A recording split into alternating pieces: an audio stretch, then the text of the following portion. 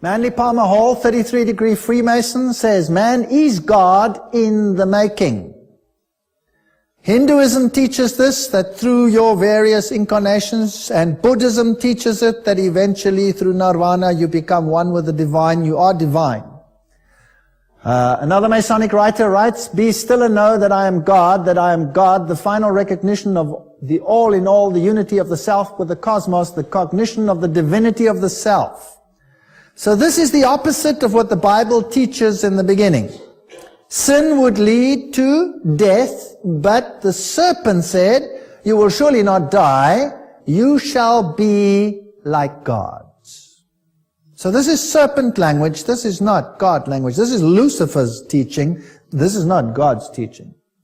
The perfect man is Christ, and Christ is God. This is the birthright and destiny of every human soul. J.D. Buck, Mystic Masonry. Notice the symbolism again. You could get the hexagram out of it, and you could get that sign out of it. You can turn it around and put it in front of a car as well if you like. A triangle with a point down represents the deity and is called the deity's triangle or the master triangle. With a point up it is called the earthly triangle, pyramid triangle, or the fire triangle, and this emblem symbolizes the perfect or divine man. So when a religion uses these triangles, in Kabbalism they are saying we are divine. So the Star of David is a in-your-face God, we are divine. That's a terrible statement I'm making here tonight. That's a terrible statement.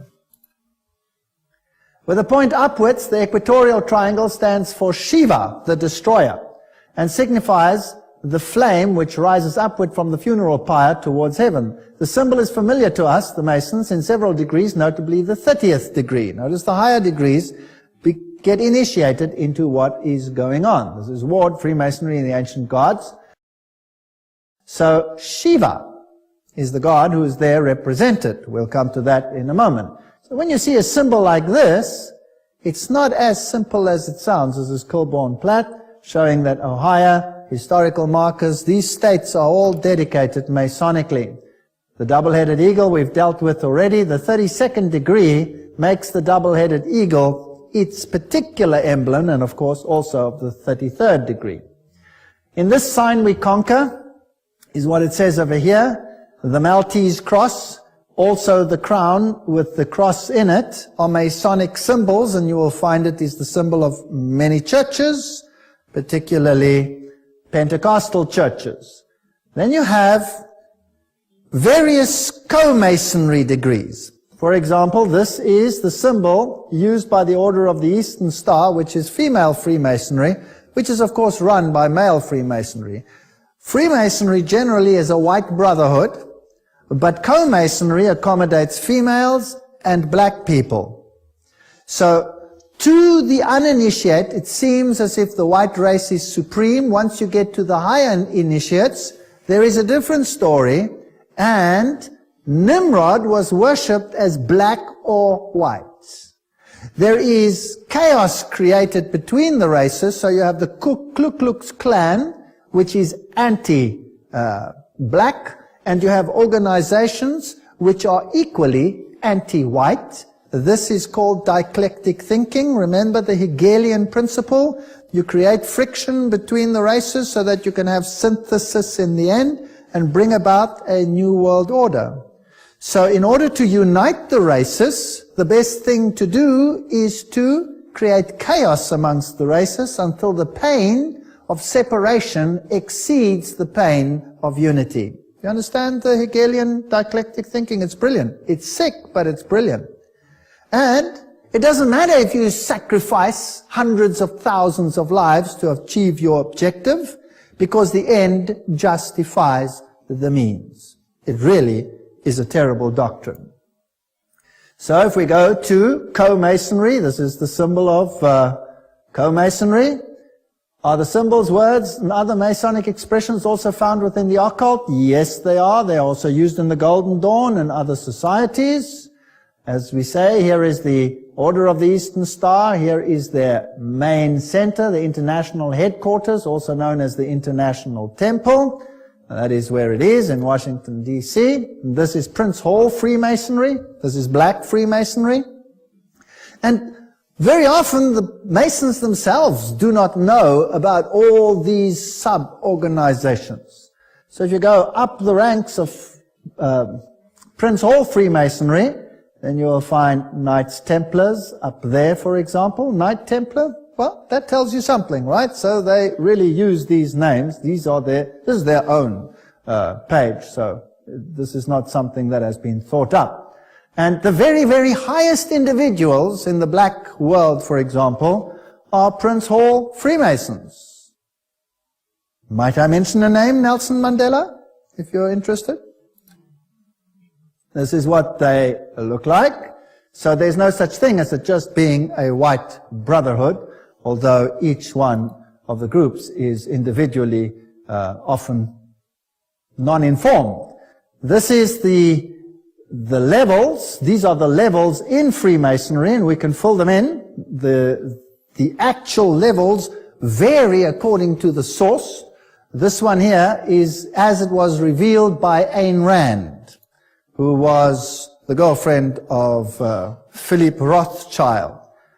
She committed suicide. Humanism is the lowest level. Masons, no aprons. The YMCA, the whole Scout movement out there, etc., forms part of Masonic organizations. Rotary, the Lions, the Oddfellows, well, you have them right next door. The Lions, of course, use the two-headed lion, the Tsianus, the two-headed one, all those symbols. And these are all good organizations that appear to do very good things. Blue Masons, that's John's Masons. There you have the name John again. Get very nervous when you hear it. York Rite, Scottish Rite, Communism, B'nai B'rith, Jewish Masonry, Council of 500, Council of 33, Council of 500, also known as the Bilderbergers, if you like, the Council of 13. And at the highest level, we saw that the papacy is involved because the Jesuits control all of them, every single level. Here is the Pope in front of the Boy Scout movement, and this is the feeder organization into other organizations. And none of them know anything about it, so don't accuse them, but have a look at some of their symbolism and see if you find the Masonic symbolism there. You'll find it. Female Masons that were very prominent, of course, Helena Petrovna Blavatsky, founder of the Theosophical Society, Annie Besant, Alice A. Bailey, and Alice A. Bailey, her husband, was Foster. He was a 32-degree Freemason and part of Co-Masonry. They started a publishing company known as Lucifer Trust, which they later changed to Lucis Trust. This is Helena Petrovna Blavatsky. This one over here is Alice A. Bailey. And these are the ones who wrote down the secret of the secret doctrines. Of course, once they achieved the highest degrees, then they would have to be male. So Annie Besant is known as Brother Annie Besant, 33-degree Freemason. The same in the Egyptians. If a female pharaoh became pharaoh, then she was male. So Hatshepsut, for example, is figured with a beard, because you had to be an honorary male. You can't be the reincarnation of the sun god if you're a female. So Co-Masonry, Annie Besant, and all these high Masons, Alice A. Bailey, High Priestess of the New Age movement, received messages from a Tibetan known as Dwal Kul. On her writings, you will find, of course, the Masonic symbols. And these are her writings. And, of course, Blavatsky is the one who wrote Isis Unveiled, Secret Doctrine, and all of these mystic Masonic books, which are virtually impossible to get hold of, although these days you can, if you find them. Let me take you to one of the largest lodges in the world, which has become a museum. This one is in Guthrie, in Oklahoma. We'll go inside. You will see swastikas. They will say they are the other way around. Yes, that might be so, but that doesn't mean anything, because the one way around it represents the female aspect, and the other way around it represents the male aspect, so it doesn't make any difference. You will find the symbol of the sun god Ra. You'll find the all-seeing eyes. And then you'll see this statue. It can be male, it can be female. It makes no difference. You should figure that out by now. With the finger on the mouth. And they will tell you that means secrecy. Don't reveal the secrecies, or quiet in the lodge. All kinds of nonsense they will tell you. It's got nothing to do with it. This is only for the initiate to know what this is. This is the symbol of Horus, and I'll show it to you in a moment. On the floor, you have the various pentagrams in this form over here, and the pentagons. And in front of this statue it says, all who stand here stand facing the east. Let each review his obligation and renew them in his heart. So this worship is towards the east, which the Bible forbade. Now there's the god Horus. You will notice that he's always depicted with his finger on his mouth. His religion is for the initiate. These are the dress of the various Masonic levels. The Sovereign Grand Commander has this symbol on the front. And there you have it on Sovereign Grand Commander Henry Clausen. That it is. That's the symbol of Baphomet. That's Baphomet, the androgenic god.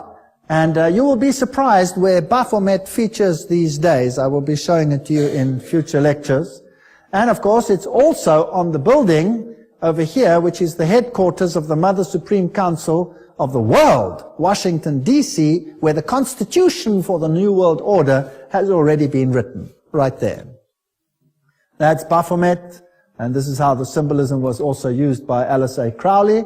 In the lodge, you will find IHS. I showed you that was the symbolism for the Jesuit order, Isis, Horus, Set. This stained glass window, in the light, it is, in the day, it is white. In the night, it becomes black, a very special technique. And if you know that Osiris was worshipped as black or white, then that explains the story. They have an Egyptian room with all the symbolism that goes along with it. They have an Assyrian room because they represent